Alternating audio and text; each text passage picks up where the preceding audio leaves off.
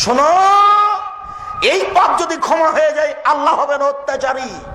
এই পাপ যদি ক্ষমা হয়ে যায় আল্লাহ হবেন অত্যাচারী। আল্লাহ বলেছেন আমার উপরে আমি আল্লাহ অত্যাচার হারাম করেছি, আমি অত্যাচার করব না। আব্দুর রাজ্জাক সাহেব, তাহলে ক্ষমা হবে কিভাবে?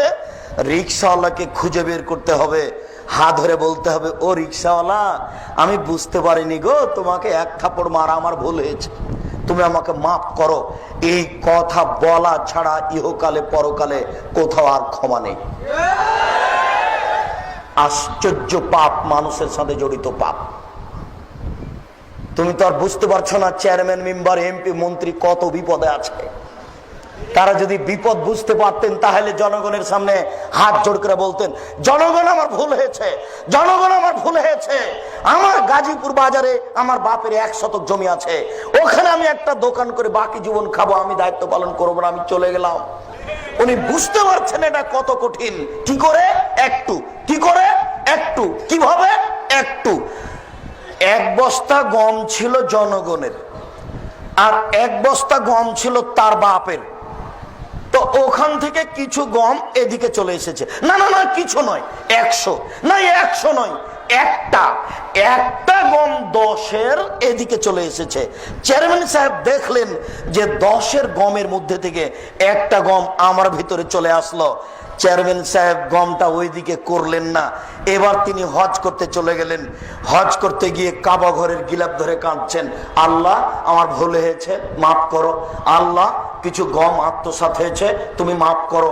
এইভাবে কাঁদতে যদি থাকেন, এক পর্যায়ে আল্লাহ বলবেন, ও চেয়ারম্যান সাহেব, আরে যে না ছিল আমার ব্যাপার, যত বড় পাপ হোক না কেন। ও চেয়ারম্যান সাহেব, সুদ ছিল আমার ব্যাপার, যত বড় পাপ হোক না কেন। গম যে আমার নয় গো, গম যে জনগণের, আমার কাছে ক্ষমা হবে না, জনগণের কাছে ফিরে যাও। বুখারী, মুসলিম, আল্লাহ রাসূল বলেছেন, যে দায়িত্বশীল যত বড় গাদ্দার, ধোঁকাবাজ, প্রতারক, তার পিছনে পতাকা হবে তত বড়। হেডমাস্টারকে গিয়ে ছেলেটা বলছে, স্যার আমার ভর্তির জন্য 3000 টাকা রাখেন। তো 3000 টাকার 2000 টাকা রেখে 1000 টাকা পকেটে করে নিয়ে মাছ কিনে বাড়ি চলে গেল। ও হেডমাস্টার সাহেব, বুঝতে পেরেছেন এটা কত বড় জটিল, বাকি জীবন আর ক্ষমা হবে না। আমি বুঝাতে পারছি না মনে হয়, বাকি জীবন আর ক্ষমা হবে না। এটার পথ কি এটা একটু বলবো, কিন্তু পাপ এত জটিল, আপনাকে আমি কি দিয়ে বুঝাই। এইটা আপনার বাপের জমি, 62, 72 জমি জরিপ আছে, নিখুঁত জমি, ওখানে আপনি আলু চাষ করেছেন।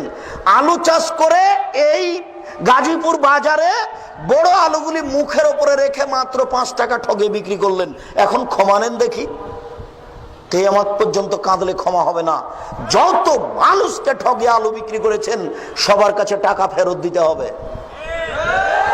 গরু জবে করেন, বিক্রি করেন গোস্ত, গরু জবে করেন, বিক্রি করেন, দিনে কোটি টাকা ইনকাম করেন, তাতে আসে যায় না।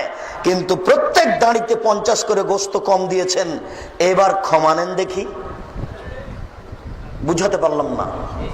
যে না, যত বড়ই পাপ হোক না কেন, এখনই যদি আল্লাহকে বলেন, চোখের পানি ফেলে, আল্লাহ আমার ভুল হয়েছে, আমাকে মাফ করো, একবার বললেই ক্ষমা হয়ে যাবে ইনশাআল্লাহ।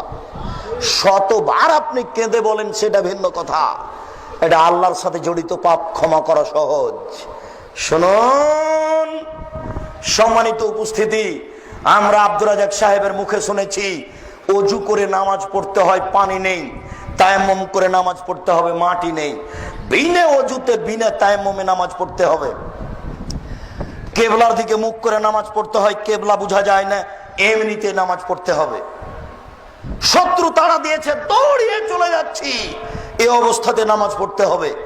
গাড়িতে দাঁড়িয়ে আছি, ঠেলে ঠেল মানে না, এইভাবে হাত উঁচু করে শিকল ধরে আছি, নামাজের টাইম হয়ে গেছে, এইভাবেই নামাজ পড়তে হবে।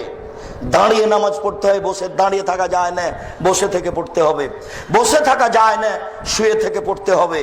পরিষ্কার কাপড় পরে সালাত আদায় করতে হয়, পরিষ্কার কাপড় নেই, যেই কাপড়ে পেশাব পায়খানা লেগে আছে এই কাপড় পরেই সালাত আদায় করতে হবে।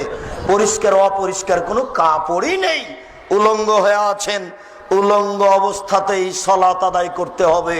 কথার কথা বলা হয়েছে আফগানিস্তানে, ইরাকে, মুসলিম দেশে মার্কিন সৈন্য ঢোকে, মুসলিম নারীকে ধরে নিয়ে এসে 10 জন 12 জন ধর্ষণ করে, এরপরে পরনের কাপড় খুলে নিয়ে উলঙ্গ অবস্থায় হাঁটতে বাধ্য করে তাদের সামনে। এই উলঙ্গ অবস্থায় যদি নামাজের টাইম হয়ে যায়, তাহলে মার্কিন সৈন্যের সামনে উলঙ্গ অবস্থাতেই এই মহিলাকে নামাজ পড়তে হবে, পড়তেই হবে। আপনাকে আমি কি দিয়ে বুঝাই নামাজ কি জিনিস? আপনাকে আমি কি দিয়ে বুঝাই নামাজ কি জিনিস? আপনাকে আমি কি দিয়ে বুঝাই নামাজ কি জিনিস? একটা আশ্চর্য ইবাদত যে মানুষের কোনো অসুবিধা বুঝে না, একটা আশ্চর্য ইবাদত যার কোনো বদল বিকল্প চলে না। আমি অসুস্থ, একে টাকা দিলাম, ও হজ করলো, হজ আমার হয়ে গেল। এ দেখেন হজের বিকল্প চলে, নামাজের চলে না। আমি অসুস্থ, ফকিরকে খাওয়ালাম, সকাল সন্ধ্যা রোজা থাকলো, রোজা আমার হয়ে গেল। এ দেখেন রোজার বিকল্প চলে, নামাজের বিকল্প চলে না। আশ্চর্য ধরনের ইবাদত। ইমাম আবু হানিফা রাহিমাহুল্লাহ বলেছেন, কেউ যদি অলসতা করে 1 ওয়াক্ত নামাজ ছেড়ে দেয়, তাহলে তাকে জেলখানায় বন্দি করে পিটিয়ে নামাজ পড়াতে হবে। ইমাম আহমদ ইবনে হাম্বল রাহিমাহুল্লাহ বলেছেন, কেউ যদি অলসতা করে 1 ওয়াক্ত নামাজ ছেড়ে দেয়, তাহলে তাকে কুরবানি করতে হবে। বর্তমান আরবি বিদ্বানগণ এখন বলছেন, এই মুহূর্তে আরবি বিদ্বানগণ বলছেন, স্বামী নামাজ পড়ে, স্ত্রী পড়ে না, স্ত্রী পড়ে, স্বামী পড়ে না। বিভাগ কেটে গেছে, চেয়ারম্যান লাগে না, মেম্বার লাগে না, কাজী লাগে না, খাতা কলম লাগে না, বিভাগ এমনিতেই গেছে। আপনাকে আমি কি দিয়ে বুঝাই নামাজ কি জিনিস? আল্লাহ নবী বলেছেন, এই মরু আওলাদাকুম বিসসালাত আহম আবনাউ সাবি সিনিনা, তোমরা তোমাদের ছেলে মেয়েকে নামাজ পড়তে বলো যখন তার বয়স 7 বছর। ওয়াজরিবুহুম আলাইহা ওয়াহুম আবনা আশরি সিনিনা, তোমরা পিটিয়ে ছেলে মেয়েকে নামাজ পড়াও যখন তার বয়স 10 বছর। আল্লাহর নবী কখনো বলেননি, আল্লাহর নবী কখনো বলেননি, এই ছেলে তোমার বয়স 7 বছর, নামাজ পড়ো, নামাজ পড়ো। এইভাবে আল্লাহ রাসূল কখনো বলেননি। আল্লাহ রাসূল বলেননি, এই ছেলে তোমার বয়স 10 বছর, নামাজ পড়ো নইলে পিটাবো, বলো নামাজ পড়ো নইলে পিটাবো। এইভাবে আল্লাহ রাসূল বলেননি। আল্লাহ রাসূল বলছেন, মুরু আওলাদাকুম বিসসালাত ওয়াহুম আবনাউ সাবি সিনিনা, তোমরা তোমাদের ছেলে মেয়েকে নামাজ পড়তে বলো যখন তার বয়স 7 বছর 10 পর্যন্ত।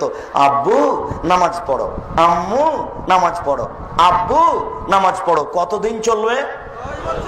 3 বছর। এবার পিটন, লাঠি, এই দাঁত ভেঙে দেবো, একবারে পিঠের চামড়া তুলে দেবো, আগে নামাজ পড়াই তারপরে কোনো কথা। এটা কতদিন চলবে পিটন? 5 বছর, 15 পর্যন্ত। এ হলো 5 আর 3 8 বছর নামাজের কর্মসূচি। 5 বছর বয়সের ছেলে নামাজ পড়ে না, তার বাপ বেঁচে আছে, কথা মিথ্যে। 15 বছর বয়সের ছেলে নামাজ পড়ে না, তার বাপ বেঁচে আছে, এটা মিথ্যে। কার পুরুষকে, অযোগ্যকে, কার পুরুষকে, অযোগ্যকে আমি আব্দুর রাজ্জাক বা বলতে চাই না।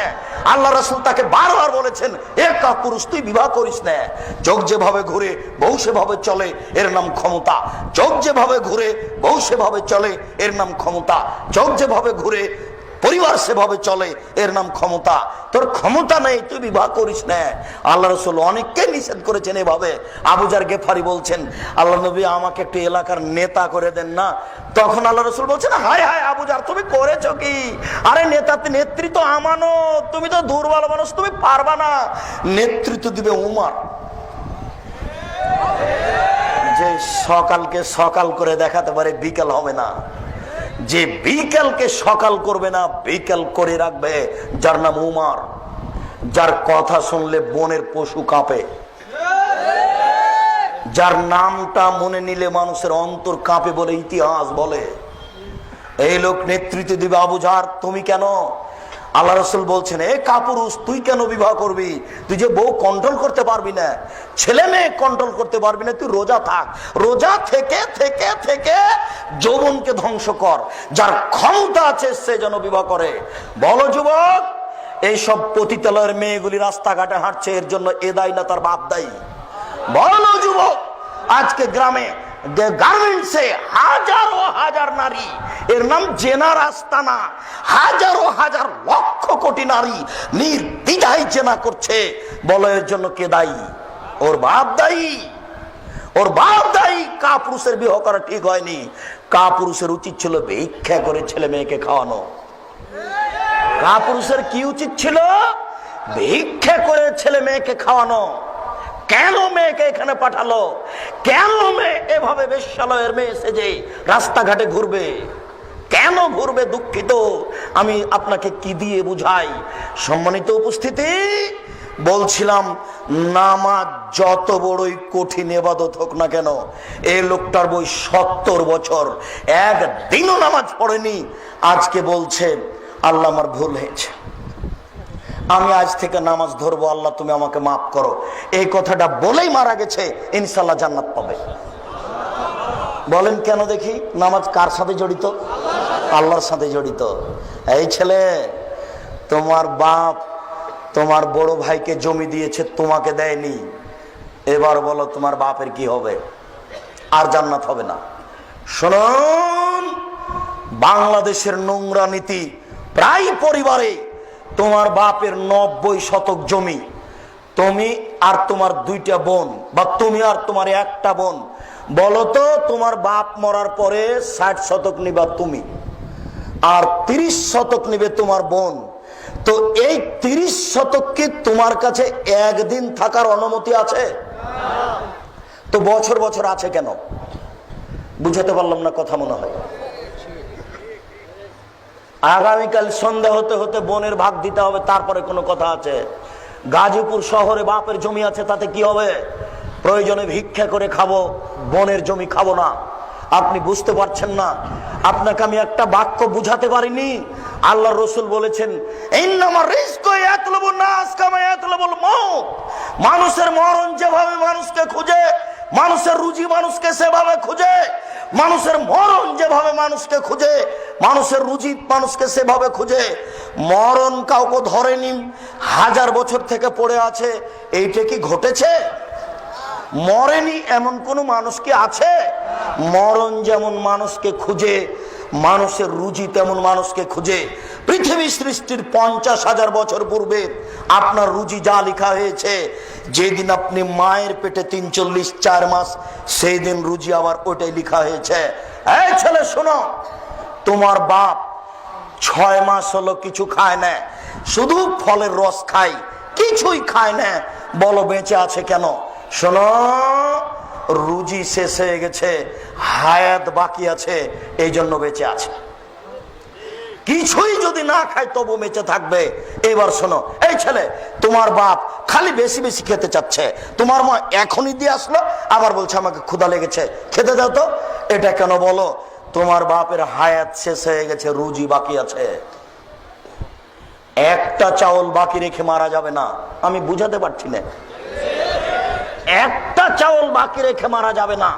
যেই চাউল নির্ধারণ হয়েছে পৃথিবী সৃষ্টির কতদিন পূর্বে? 50,000 বছর পূর্বে। ওটা আবার রেনু করা হয়েছে কখন? মায়ের পেটে যেদিন 43-4 মাস, সেই দিন আবার লেখা হয়েছে।